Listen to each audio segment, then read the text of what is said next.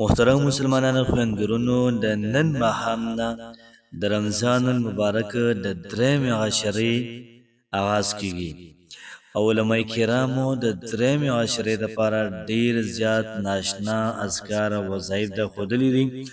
زه کوشش کوم دغه تاسو ته په دې کلیپ کې دا بیان کوم. کوشش وکئ د رمضان المبارک په آخري عشره کې د څلور اعمال د کارونه تاسو نه پاتې نه شي، ګینې بیا به تاسو پریشانې خفه به یې. که چېرې تاسو د رمضان المبارک په آخري عشره کې دا څلور کارونه وکړل، الله پاک به تاسو ته دومره ثوابونه درکړي، دومره، او د دې سره سره محترم الله پاک به دنیا او آخرت خوشحالۍ هم درکړي. الله پاک به ستاسو تمام حاجات او تمام مشکلات هم ختم کړي. چې څه دعا ستا په زړه کې راځي انشاءالله العزیز الله پاک به لازما قبلوي. محترم مسلمانانو خویندګرونو، د رمضان د درېیمې عشرې ډیر زیات ناشنا ذکر او اذکار او عبادات دي. کوشش وکړئ محترمو دغه را سره وکړئ او دغه رنګې د ثواب په خاطر باندې ملګرو سره هم شیر کړئ چې هغه هم په دې داسې قسم له وظایفو کې هغوی هم شمولیت وکړي، هغوی ته هم ثواب دا میلاو شي، د هغوی هم حاجتونه پوره شي، مشکلات یې حل شي. لومبی خبر محترمو دا چې د رمضان المبارک په دې 10 ورځو کې تاسو صدقه ډیره ورکوئ. ځکه که ته روزانه 100 روپۍ ورکړې یا روزانه 10 روپۍ ورکړې یا 50 ورکړې، د خپل وس مطابق 500 ورکړې یا 1000 روپۍ، دا د الله پاک په لار کې چاله صدقه ورکړې، نو کېدی شي دغه شپه د لیلة القدر او تا پکې دغه پیسې چاله ورکړې، او د لیلة القدر ثواب څومره دی؟ د 83,000 سالونه بهتر ثواب الله پاک تعالی درکوي. لکه تا 83,000 سال د الله پاک په لار کې تا صدقه ورکړله، خیرات دې ورکړه او دغه رنګې زکات دې ورکړه.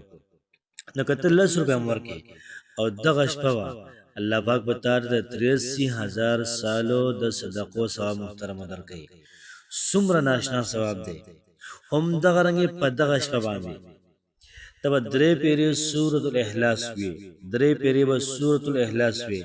نبی کریم صلی الله علیه و وسلم فرمایي چې کوم سره 3 پیرې سورة اخلاص وي، الله پاک به د انسان ته د یو قرآن د ختم ثواب ورکړي.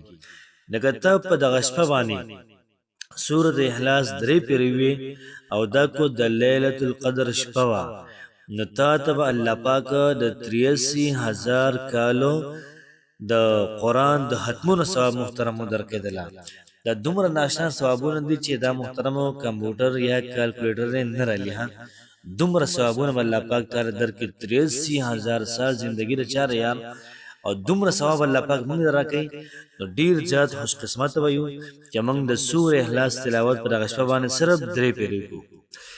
درېیمه خبره محترمو چې په دغه شپه باندې تاسو تراویح قضا نه کوئ. کومه چې آخري عشره ده په دې کې تاسو تراویح دا قضا نه کوئ.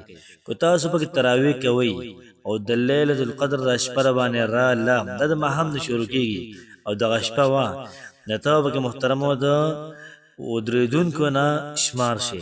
او کم سړی چې د لیلة القدر په شپه باندې تراویح کوي یا د ولاړې نوافل کوي، فرمایي چې الله پاک به د انسان وروستني مخکیني ټول ګناهونه دا ورته معاف کړي. نو یو قسم لا تا 83,000 سال تراویح وکړلې. څومره ناشنا فضیلت دی یار. دغه رنګې څلورمه خبر دا چې د ماښام د لمانځه نه بعد یا تر ماخوستن د لمانځه نه بعد یا دغه رنګې د پېشمنۍ نه مخکې کو چا 2 رکعته نفل وکړل، الله پاک به ته د 83,000 سالو د نفلونو ثواب محترمو دا ورکوي. نو څومره ناشنا فضایل دي. کوشش وکړئ دا څلور کارونه به بیګانه شپه مو کوئ، ورپسې شپه مو کوئ، ورپسې مو کوئ، تر اختره پورې هره شپه باندې دا کوئ. انشاءالله العزیز ډیر زیات ثوابونه به کېدي. ورسره محترمو که تا د حاجت دپاره پکې دعا وکړه، ستا به دا دعا هم قبلېږي. ورسره که پکې تا د رشتې دپاره دعا وکړه، دا به قبلېږي ځکه چې ستا د مخکې عمل قبول شو. ورسره محترمو که تا د کاروبار دپاره پکې دعا وکړه، الله پاک به دل بهترین کاروبار درکوي.